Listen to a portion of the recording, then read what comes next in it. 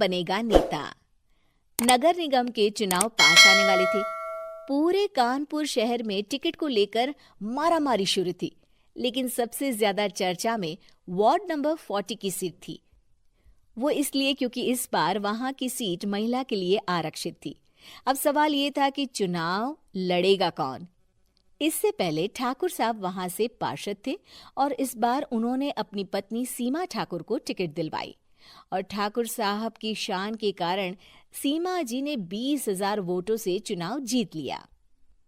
अरे बधाई हो सीमा भाभी, अब तो आप वार्ड की पार्षद बन गई हैं। अब तो हमारे काम आप ही करवाएंगी। अरे ये तो सिर्फ नाम की पार्षद बनी है, वो तो महिला सीट आ गई, वरना पार्षद तो मुझे ही बनना था। अब भले ही चेहरा इसका होगा, लेकिन पावर तो मेरी ही होगी। अरे वाह भाई साहब, क्या दिमाग लगाया है आपने भी। आइए आप लोग, खाना लगा दिया है सबके लिए। सीमा जी पार्षद बन चुकी थीं, फिर भी उनकी एक ना चलती। सारे काम ठाकुर साहब खुद ही संभाल लेते और जहां जरूरत पड़ती वहां सीमा जी का अंगूठा लगवा लेते। सीमा जी ज्यादा पढ़ी लिखी भी नहीं थी। एक दिन ठाकुर साहब और सीमा एक प्रोग्राम में जाते हैं। अरे ठाकुर साहब, आप आ गए। ओहो, पार्षद मैडम भी आ गई हैं। स्वागत है आप दोनों का। लगता है हमारे पार्षद फंड का सही इस्तेमाल हो रहा है। चलिए अब उद्घाटन करते हैं।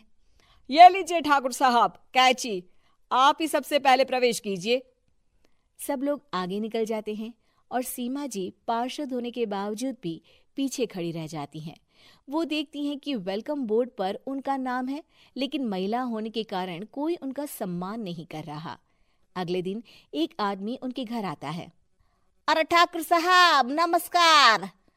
कल ना हम नोटिस किए कि हमारा घर तो अवैध है और नगर निगम वाले उसे तोड़ने आ रहे हैं। अरे कुछ कीजिए ना ठाकुर साहब। देखो भाई, मैं तो ज्यादा कुछ कर नहीं सकता, पर अगर तुम सबकी जेब गर्म कर दो तो कुछ हो सकता है। कुल मिलाकर 4 लाख लगेंगे।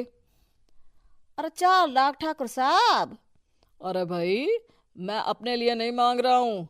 दरोगा है, इंजीनियर बाबू है, बड़े साहब है, सबको देना पड़ता है ना थोड़ा थोड़ा। बोलो है मंजूर? तभी वहां अचानक सीमा जी आ जाती हैं। अरे ये आप क्या कर रहे हैं? पहले इन्हीं लोगों से तो आपने वोट मांगे, अब इनसे ही पैसे ले रहे हो। अरे चुप रहो तुम। तुम्हारा काम है सिर्फ अंगूठा लगाना, तुम वही किया करो। मुझे दूसरे काम तुम मत सिखाओ, समझी?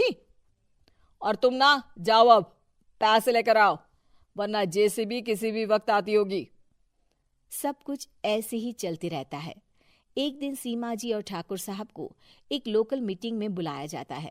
वहां पर कई और अधिकारी लोग भी मौजूद रहते हैं।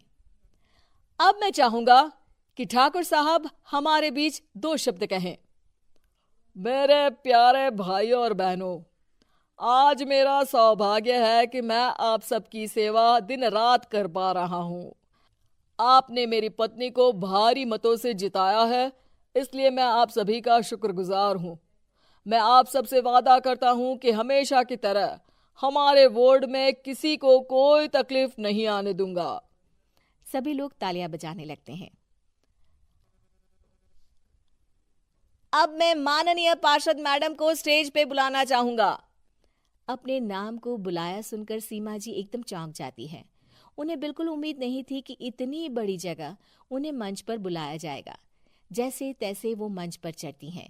ऊपर जाते ही सीमा जी को सारी पुरानी बातें याद आ जाती हैं कि किस तरह उनके पति उन्हें कभी भी आगे बढ़ने नहीं देते और उनके नाम से गलत काम करते हैं। वो बोलने लगती हैं। मैं आपके वार्ड की पार्षद सीमा हूं। आप में से बहुत कम लोग ही मुझे जानते होंगे, क्योंकि इससे पहले मुझे कभी ऐसा मौका ही नहीं मिला। सारे मौके मेरे पार्षद पति यानी आपके ठाकुर साहब ही लेते रहे, लेकिन आज ये मौका मुझे मिला है तो मैं इसे ऐसे ही नहीं जाने दूंगी।